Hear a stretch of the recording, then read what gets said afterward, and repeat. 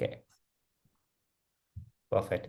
Hello, fellow educators and school leaders. I'm Avinash, co-founder of Tomo Club, and today we have Dr. Jason Glass um, as a guest of honor to discuss a very interesting topic around how are schools addressing rising student behavior challenges post-pandemic. I know it's been 5 years, and we are tired of hearing the word pandemic, but the results of or the consequences are going to be felt now even more. So, or we can now talk about it when the things are more normalized.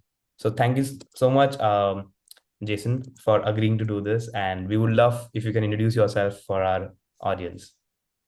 Yeah, thanks, Avinash. It's good to be with you. I'm excited about having this conversation.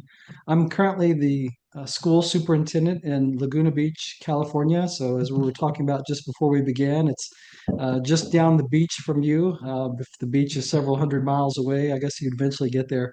Yeah. But we're both in California. I've only been here for a couple of weeks in this role. Before I was a administrator at Western Michigan University. Before that, I served as the state education chief in Kentucky and in Iowa, and also have served as a school district superintendent at two districts in Colorado, Eagle County Schools and Jefferson County Schools. Eagle County is a district up in the mountains, and Jeffco is the western suburb of the Denver metro area. But had experience in my career as a classroom teacher and worked in nonprofits and worked in state agencies and worked in school districts. So I've had a really wonderful and diverse career. But I grew up in small town in Kentucky with parents as teachers. So this is a family business for us. It goes back generations in our family that we've been working in education. No, I'm so glad to hear it. And thanks to your parents, that you also made a career in education and has been serving so many roles. So actually, while you were introducing, very honest question came to my mind, like your trajectory from public education, from state level leadership to district level work. Can you tell me more about your experience on these different levels of working? Like a lot of school leaders do keep on, shifting between and transitioning between these roles. What has been your overall understanding working at these different positions?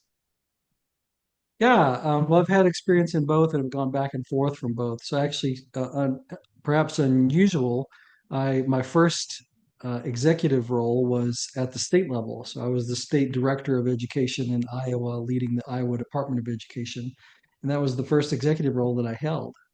So that's unusual in most state education chiefs. Every state has one state education chief that leads the State Department of Education, but most state chiefs have some other executive role before becoming a state education chief, Yeah. unless they're elected. There are fewer than a dozen states in the country where the position is actually a statewide elected position, that California being one of them. But most of them, that position is selected through either the governor deciding who the person is, as was the case in Iowa, or the state board of education deciding who the person is, as was the case in Kentucky, where I also worked in this role, in that state leadership role. But leaving Iowa, I became a school superintendent, so at the local level, and was there for 7 years. Mhm. Loved that work. It's very different than state policy work. At the state level, you deal a lot with regulations and the state agency and statutes and large scale state policy. Spend a lot of time with the legislature and the governor and some of the interest groups that are operating at the state level. So it's a very politics oriented job, but also a policy oriented job, and intersecting with the federal government and the places where they're providing oversight or resources in education. So that's sort of the nature of that job. But at the local level, it's much more community oriented. Teachers, students, community groups, businesses, other cities, the police force, and the local community. It's developing connections and relationships with them. There's certainly still a policy and politics element of the local work when you deal with an elected school board and board meetings that are akin to sort of committee or legislative hearings that happen in public and follow a set of rules around how those take place. So each of the roles, I would say, touches on policy, governance, politics, also touches on instruction, students, community. But the mixture of that is different depending on if you're at the state or at the local level. And I really have delighted in both of them. I've had a wonderful Mm. career and enjoyed it tremendously. And also had the opportunity to work at the higher education level before coming here to Laguna Yeah. Beach. I was at Western Michigan University, so that's an entirely other conversation, but it was a great experience as well.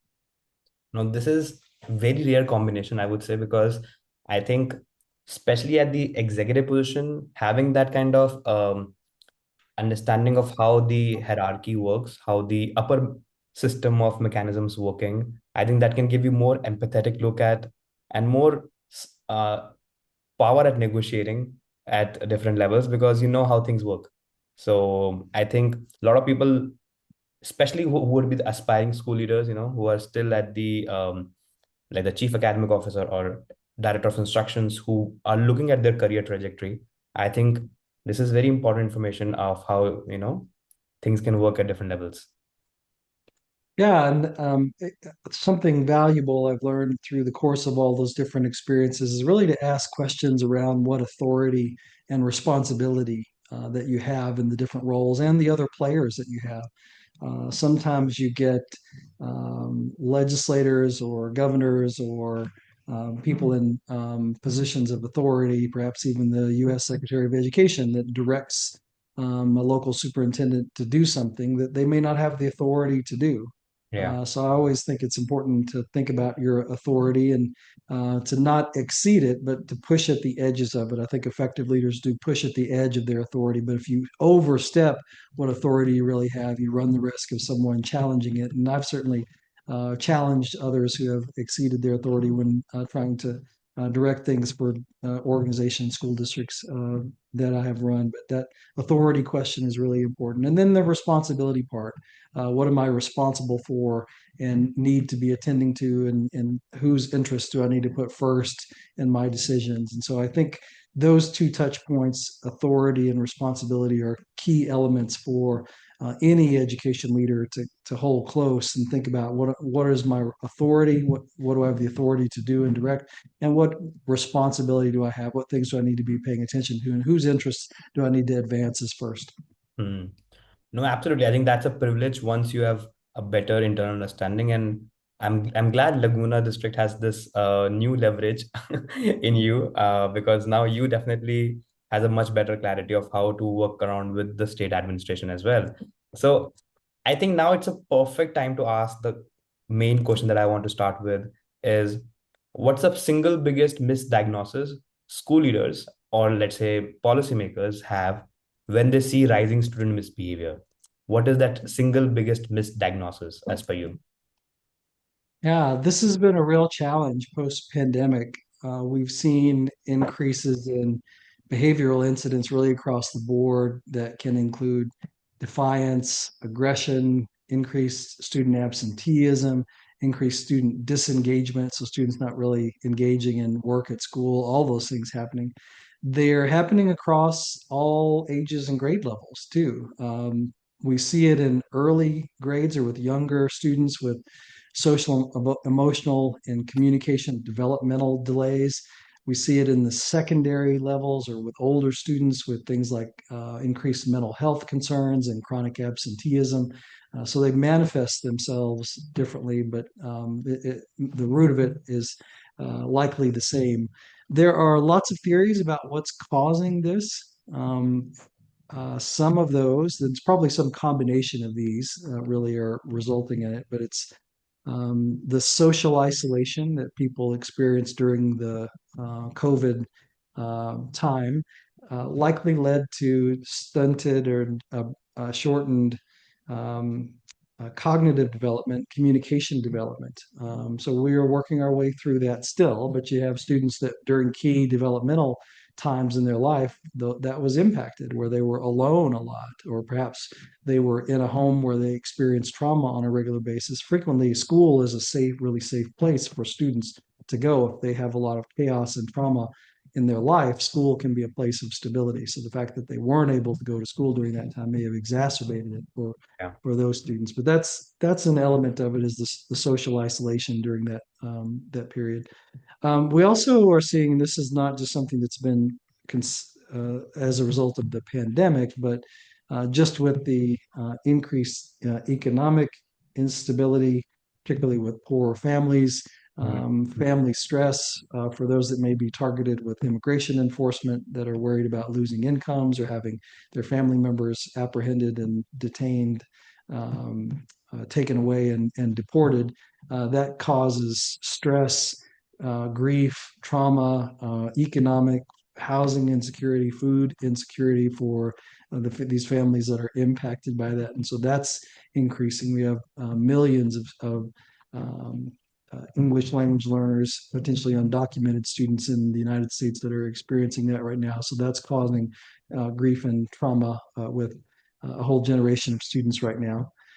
We also, and this is an area where you've got expertise, seen a major increase in screen time use with young Yeah. people. Some of that rose dramatically during the pandemic when students were on devices for really long periods of time. But that reduces social interaction, the opportunity to practice pro-social behaviors, communication skills. These things are can be limited by how much screen time kids are getting. Certainly, what we're doing now, having this podcast and conversation, there are avenues for communication to be expanded using technology, but it can also serve as a limitation.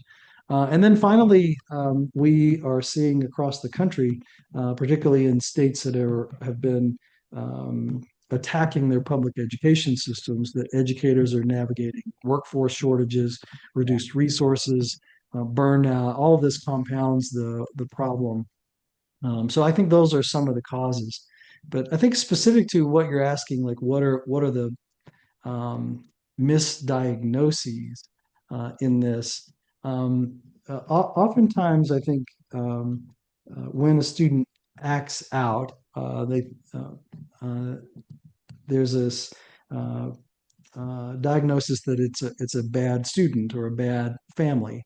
And my experience is there are really no bad kids. There are kids that have been put in difficult situations, and their behavior is a form of communication. Yeah. They're telling you something with the way that they are behaving. So um, we see unmet needs, dysregulation, so the inability to sort of regulate a student's own behavior, lack of social emotional tools, the ability to sort of self-reflect, have self-awareness.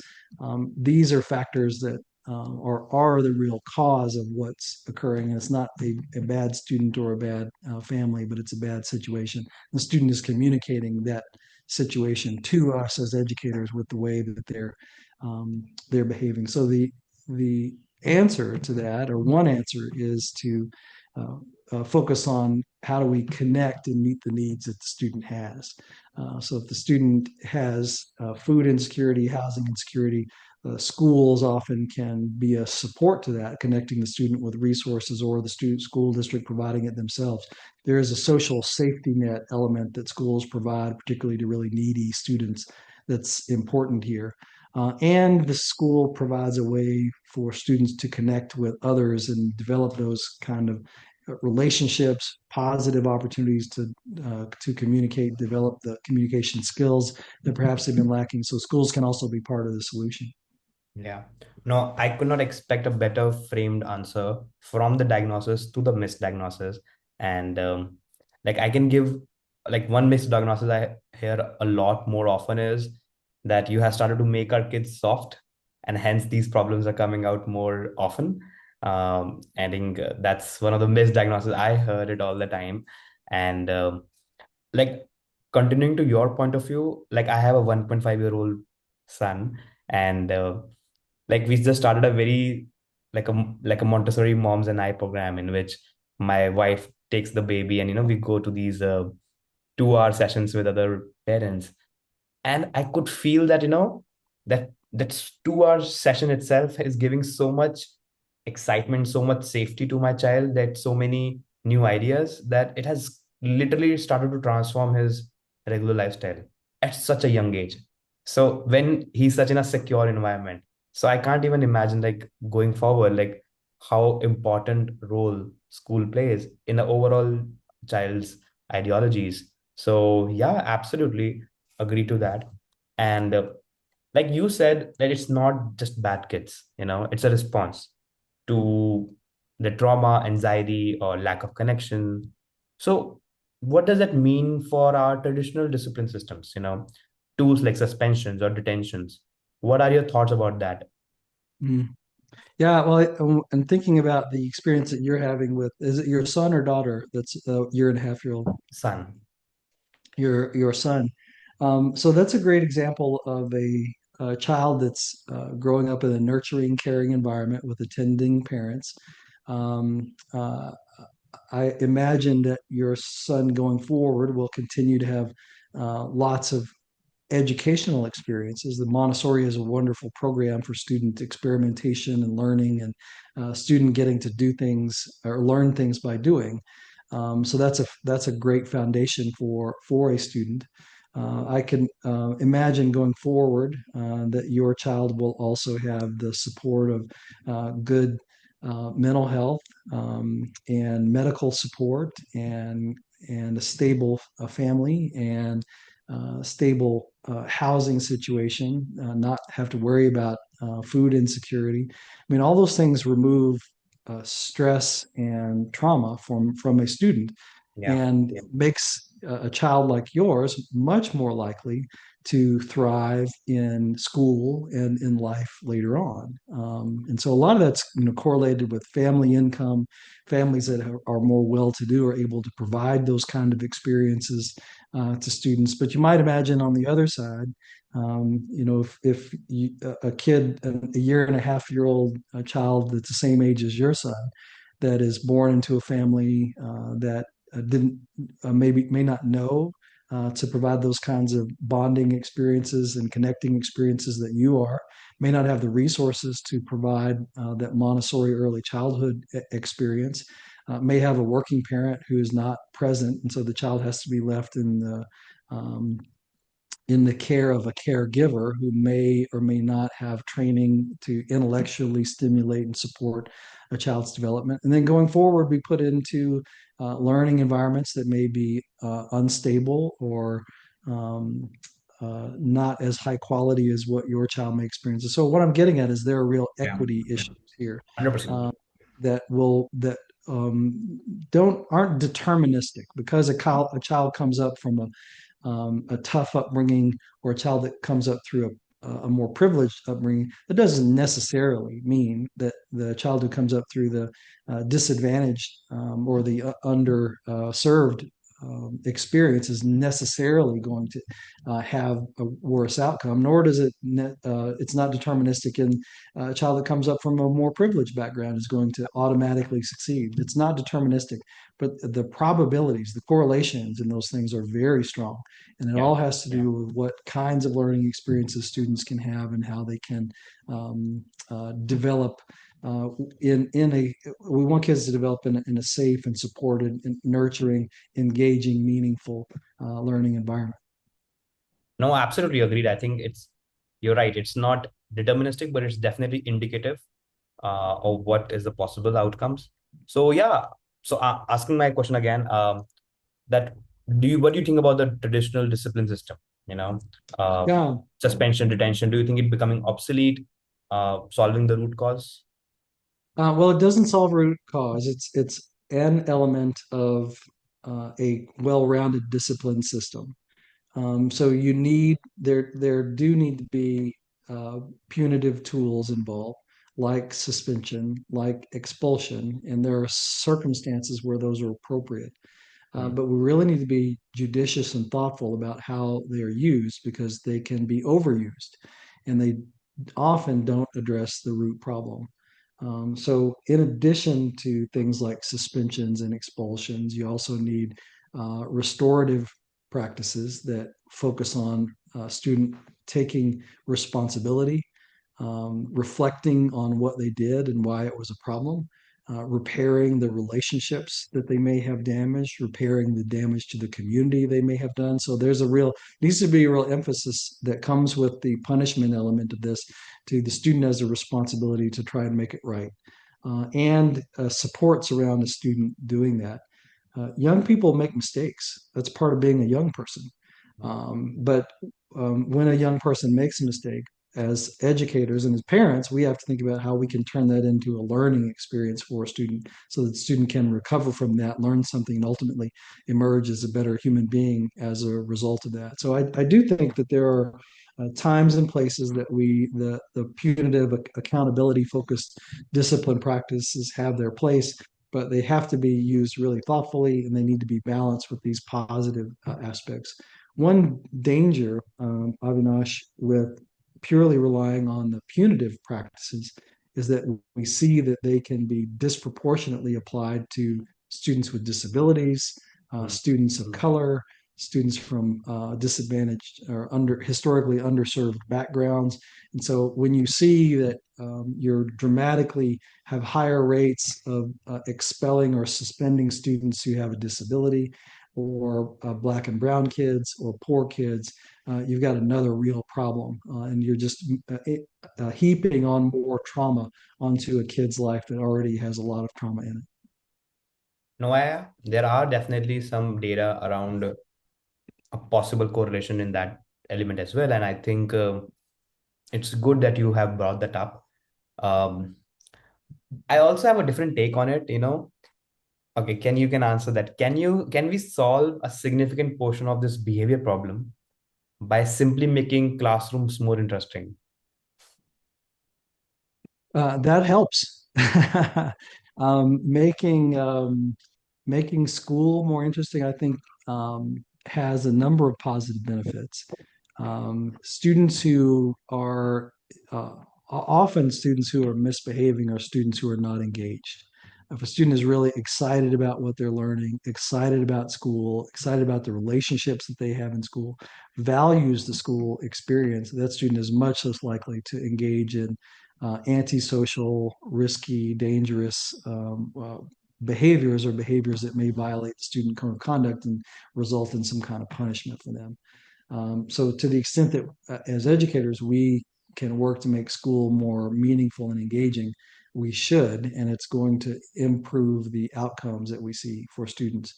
Um, in addition to that, in addition to the sort of the behavioral positives and the pro-social behavior aspects of it, um, I think that making school more meaningful and engaging is what we should be doing to prepare our young people for their future. Yeah, If we're teaching kids through methods that are primarily someone just standing up and talking to them, and the tasks that we're asking them to do are primarily memorization or repetition based tasks, or just merely acquiring content or facts. From working in the tech sector in a global hub like San Francisco, those concepts are really easy to replace with machines now. yeah, It's really easy to find machines that can digest a lot of content information, look up facts and information, and memorization and doing repeated tasks is a much less important skill set than it was, say, in an industrial era. yeah, Now, this is not to say that things like um, the ability to read and do math and analyze information and have a foundation of factual information to work from isn't important. It absolutely is. That needs to be part of our focus and approach as educators. But we have to go beyond that. And the future that our kids are going to inherit, that is increasingly automated with artificial intelligence, increasingly globally interconnected, regardless of what tariff policies are out there. The world is not becoming less globally interconnected, it's becoming more so. yeah, And it is fast moving. It's hard for us to even imagine what the world is going to be like when your 1.5 year old is likely to have a lifespan that where they live to be over 100 years old. And what the world will be like when your child is 100 years old, we can't even imagine that. Yeah. My maternal grandfather was a tobacco farmer in Kentucky, and he moved from Arkansas to Kentucky in a covered wagon. Now, this is a man that I knew growing up. Hmm. And then in the course of his life, from moving from Arkansas to Kentucky in a covered wagon, by the end of his life, he was driving a Chevrolet pickup truck on an interstate highway system. So that's how much change took place in just one lifetime. And the pace of change now for your child, it's hard for us to even wrap our head around what the world's going to be like. But that's what we have to do as educators is think about the pace of change, the automation, the global interconnectivity that's taking place, and design meaningful learning experiences for students that prepare them for that world. Hmm. No, absolutely. I think it's unfathomable the speed at which things are changing. And I think that's why only skill that I want my child and other children that I work with is to have adaptability as a primary focus so that they can be ready for any upcoming new trends, new changes, and can keep up with that. So, okay. Um, have you done any initiatives around making school interesting, like any engagement or any curriculum wise or any other strategy that you have done in your own schools previously or doing right Yeah, this has been a focus of mine for much of my professional career is expanding what many call them that I call deeper learning experiences for students. So moving students beyond fact recall, content acquisition, repetition type tasks and into tasks where we use content information and basic skills, but also weave in critically analyzing conflicting pieces of information, synthesizing material to come up with something new, creating something, a novel approach to a problem, deciding um, a path forward when all of your options have a significant downside, which is like life. Most of the really difficult questions that I face as a superintendent and as a parent and as a human being, it's not clear what the right thing to do is. There's some choices involved, and I get to decide which set of problems I'm going to have. That's more like life and the meaningful choices that our kids have. We need to prepare them to be able to take on those kinds of things. So I think there's an intentional weaving in of these deeper learning experiences with content that needs to take place. That's been something that I've been working on in the leadership roles that I've held going back nearly 2 decades now. It's done a lot through similar instructional practices. You mentioned Montessori earlier, which is a learning by doing or constructivist based educational approach. There are others related to Montessori. Montessori is not the only one, but it is a one like this. Working to expand the use of those kinds of practices in schools has been something that I've worked on for many years. no, absolutely. I think I read or I also read about a concept that that was mentioned around portrait of a graduate. I think I did read about that as well, which I think Yeah, so is aligned. that Yeah, that's an idea where we step back and ask, what are the skills that we'd like our graduates from high school to have? And it's some of the things I mentioned, communication, creativity, complex reasoning. There's a host of different skills you see depending on different communities come forward with different values. Sometimes you get hard work or grit. We want kids to be able to persist through and do hard things. Sometimes that's in there. Sometimes you get collaboration, the ability to work together with others. And so all of these are real skills that young people will need, adults need in the workforce, and to navigate the complex world that they're stepping into. So we as educators have to think about how we give kids a chance to practice those in a safe and age appropriate way, but nevertheless give them a chance to practice and develop those skills. No, absolutely. Okay, now I'm gonna ask you a very like controversial question here of how in the last 3 to 4 years the concept of social emotional learning has been twisted, has been evilized, made a taboo, so much so that I have known personally how many programs or how many schools have changed the name of this curriculum. into hundreds of other names, from future ready skills to life skills to 21st century skills. And as educators, we know the value of these skills. But what's your take on the entire fiasco of this, you know, creating this as a taboo in our society? Yeah, I think there's a conservative education movement that the purpose of school is really to teach kids basic factual information and academic content. And that is the only purpose for which school exists. And so when schools start stepping into areas like helping kids develop ways to communicate or understand their feelings or regulate their feelings, themselves, to be able to reflect on what they're thinking and experiencing, or their mental health. All of those things are in conflict with the idea that school's only purpose is for academics and basic content. So I would say that yes, basic content matters, basic skills matter. They are really important, and schools have a responsibility to teach them. But schools also have a responsibility to teach young people how to get a job and keep a job. Yeah. And just the basic factual information is not enough now, and it hasn't been enough for some time.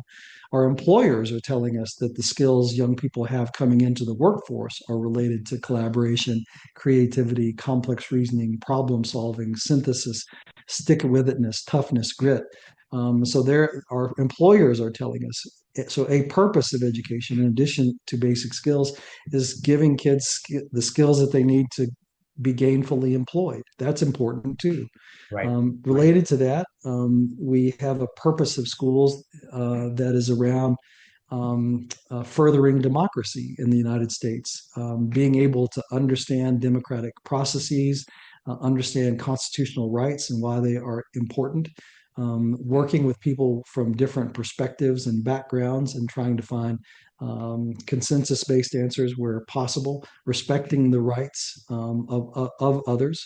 This is an important aspect of education as well. It's one of the things that Thomas Jefferson and other founding fathers in the United States wrote about as a critical element of why a school system needed to be in place. So again, that steps out beyond the just the basics form of education, and there is an value to education. I mentioned sort of the ability to understand, respect, value different people, different perspectives. That's part of it, especially in a multicultural place like San Francisco, where you live, but the United States. As I mentioned earlier, we're a globally interconnected world. The economy is globally interconnected. So being able to understand, respect, support people from different backgrounds and viewpoints is an important skill. And then finally, a purpose of school, in addition to that basic content knowledge and basic facts element, is that we want our children to grow up being able to appreciate life and the world around them, to understand beauty, to appreciate beauty, and to be able to create it to the extent that they're artists or musicians, or appreciate it when they see beautiful art or hear music or experience something like theater or a sunset or here in Laguna, we have incredible beauty that surrounds us all the time. To be able to be aware of that, that's part of life. That's part of why that's part of the wonder of being a human being. We want those things for our kids too. So I think we have to broaden out why school exists. And when we broaden out why school exists into all these other areas, you begin to see why social emotional learning is really important. It is part of our work, especially for students who don't have that kind of support at home. I think also the conservative viewpoint, which I understand and respect it, but the conservative viewpoint is that that work is for the families to do. Yeah. But not every child has a supportive family that can do these things with them. So the school district needs to step up and support children in that development in those instances. No, I agree with you 100%. And I believe, like, while choosing a grad school, we do analyze that who are the other people who's going to come to that grad school, or we try to analyze that school from the point of view of belongingness, of connectivity, of um, the network part. I think that thing is going to trickle down to schools. And as a parent, I also want to choose a school for my child where he or she will like to have fun, he or she wants to go, and that school is able to develop that level of curiosity in their head that they want to try things, and and they want to be better, they want to be good as a citizen, as a human being. Because if those emotions are instilled in them at the early stage, there's a high probability that they are going to give back to the society in 100x or 200x returns, which is even intangible, I would say, in terms of investments on them. So I agree. I think the future of schools is going to change, especially now when the availability of curriculum, even the teacher as a value proposition is getting commoditized. You know, any parent in my generation can start to feel that, hey, even AI can start teaching my child those steps needed to understand any equation or any subject. So, what's the whole point of school anymore then? If curriculum and educators and assessments all is readily available and maybe even free. So, I think that's and especially now when homeschooling is also increasing at a rapid pace, the importance of school has to be reimagined in that way of how Great. public school system still matters. There is a big audience who is moving away from public school systems, and I could see, that how the ESAs is rising up in every state, where where parents are demanding direct reimbursement for the kids' education to them, so that they can plan where they want to invest. I nothing wrong with that. I agree. I think that's also a way people have their independent choices, and it's a country where people can experiment the way they want to do with their life.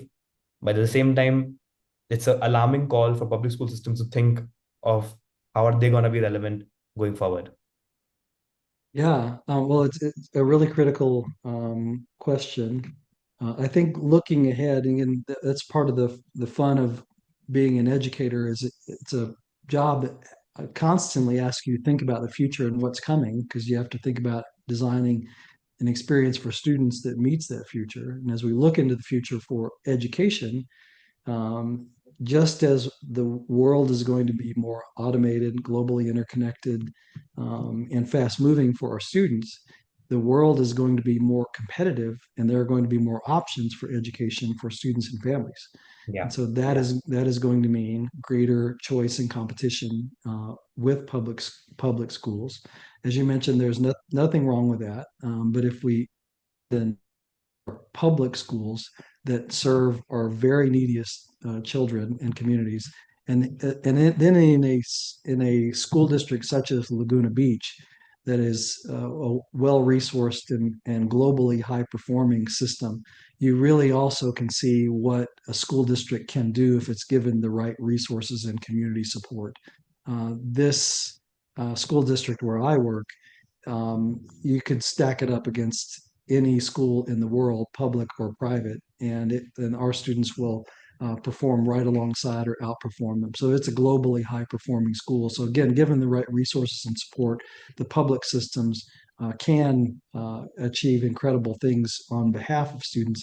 And it's important that we maintain the public system, because there are lots of kids whose families, even with the support of something like an education savings account or other voucher system, are not going to be able to provide the kinds of resources that a public school system could to their child. So it's important that we maintain that for all of the reasons that we've discussed. No, absolutely. Coming to your like previous point when you said that instead of like not instead but alongside punitive practices, the restoration practices also has to be practiced by the teachers. Um, so what kind of training or support do you think teachers need to shift from these enforcers of rules to builder of relationships? How can they do themselves without feeling overwhelmed? Yeah, well, one of the things that we see schools often doing is instituting a preventative model around discipline, and that is positive behavior systems. And so it's establishing expectations for students and how they are expected to work together, collaborate, be respectful, be on time, treat people with dignity, honor different kinds of perspectives. So it's simply raising up these values and insisting that students model them, and modeling them as adults can be incredibly helpful in alleviating antisocial behaviors that are destructive and end up being putting the students in a situation where they have some kind of discipline applied to them. So your first move is to put proactive, positive behavior expectations in place up front, and continuously work to reinforce those. When that fails, there should be, again, the acknowledgement that young people make mistakes. It's part of being a young person. So while a student may receive some kind of negative punishment as a result of a behavior, that's a lesson too. As we become adults, and if we engage in behaviors that are illegal or immoral, there are negative consequences associated with that. So we can teach students that lesson early on, and in a much more safe and limited way that doesn't destroy their life. Because if we don't teach them that as young people, they will learn it from the correction system, Yeah. or from their employer, or from their neighbors later on. So it is important that students feel the effect of consequences, but at the same time, that has to be wrapped with love and attention, and the acknowledgement that young people make mistakes and they need to be supported in recovering, learning, reflecting, becoming a person as a result of that. So that's all the restorative aspect of that.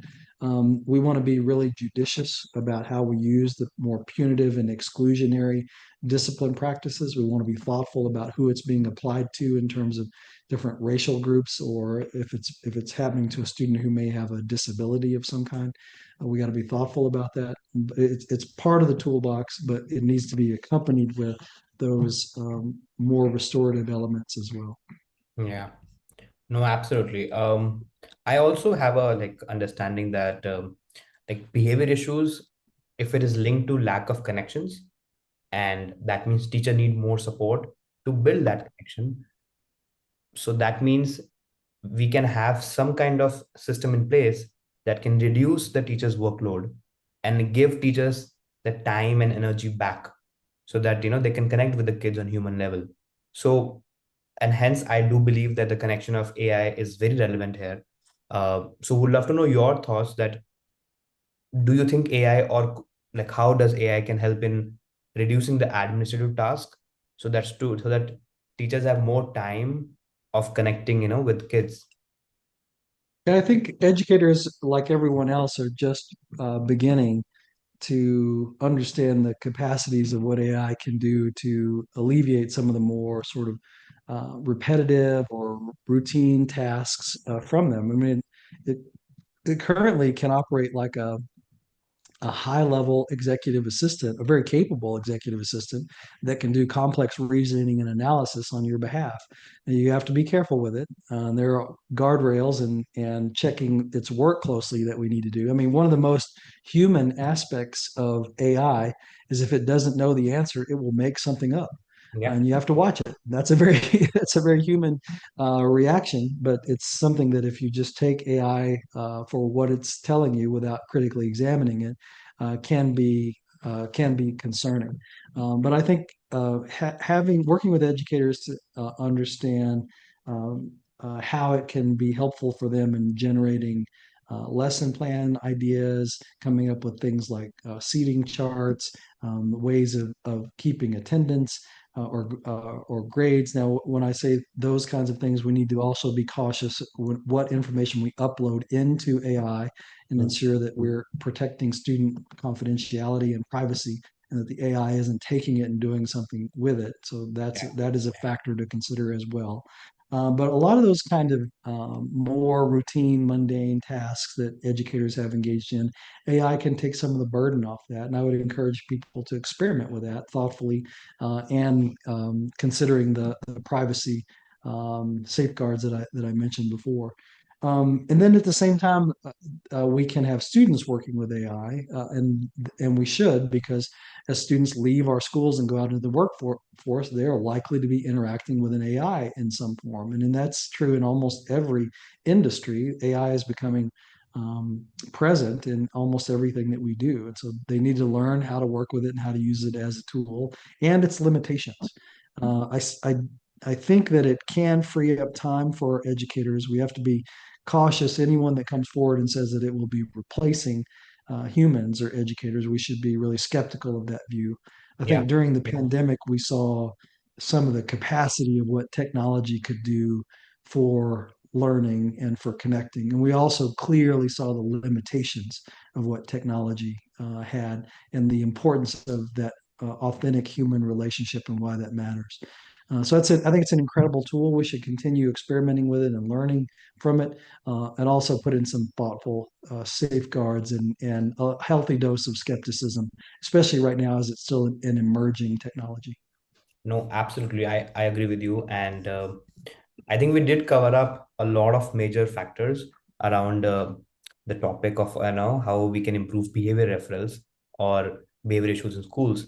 Uh, Last thing, if you want to share any like piece of advice to school principals or superintendents who's exhausted from dealing with student behavior, what would be that single piece of advice be? I think that um, I've had a couple of experiences in my life that really restored hope. Mm, And one of them was being in the nursery when after my own children were born, and mm. seeing the new lives and the new parents, and the hope that comes from that experience is powerful. So I don't encourage anybody to just show up at a nursery and try to gain entry. You'll get arrested. So don't do that. But I hold it forward as an example of experiences that generate hope within us. Other things that do that for me are going to high school graduations, Mm. and seeing hopefulness at that moment when a student is leaving. That's a major transition in their life, and the hope that they have. But also being around, kids like your son's age, preschoolers, toddlers, kindergartners, the curiosity that they have, the willingness that they have to try something new. I mean, young people will give it a go. Yeah. And that is something that we lose as adults as we get older. We get fearful of trying new things, and that's a lesson that I think we can learn from young people. So I think the more that we can learn some lessons from the hopefulness, the optimism of young people, and their willingness to try something, even if they don't know um, if they will succeed. Those are important lessons. Young people don't know yet that it can't be done. And Yeah. so that's why we have to have them as a big part of decision makings when old people like you and me make decisions. We need more young people around us. Yeah, no, I agree with that. But yeah, thank you for challenging us to think more deeply. And is there any like way our listeners can, follow your work or your approaches that you're taking for students? Like, where do you share those insight as they go, as they come? Yeah, I think I have intentionally abandoned most social media platforms Okay. for my own mental health. Good choice. But yeah, but I think just I like prefer to just let my work speak for itself. So keep an eye on Laguna Beach School District and the things that we're doing. We hope to show the way in what's possible with a public education system and continuing delivering excellence for this community. Yeah. Well, thank you so much. And I do remember I read something about, you were doing some around carbon footprint reduction, like a task force. I found that very, very inspiring. And you said, you're right, your work spoke for itself. You didn't have to say it out loud, but when I was reading about you, I read about that, that sustainability focus and doing it in a much more task force based. I think that was phenomenal. Yeah, I give all the credit to the leadership that came before me here for those efforts, but it is a community and a district that values the environment. Laguna is an incredibly beautiful place, and so there's a strong community sense in protecting that and making sure that we continue that forward. So all credit to my predecessors for doing that work, but it builds on that. a quote I heard once is that when your work speaks for itself, shut up. So I think my predecessor's work can speak for itself on that front. 100%. Thank you so much, Dr. Glass, for this. And yeah. Thank you for watching. Join our journey at Tomo Club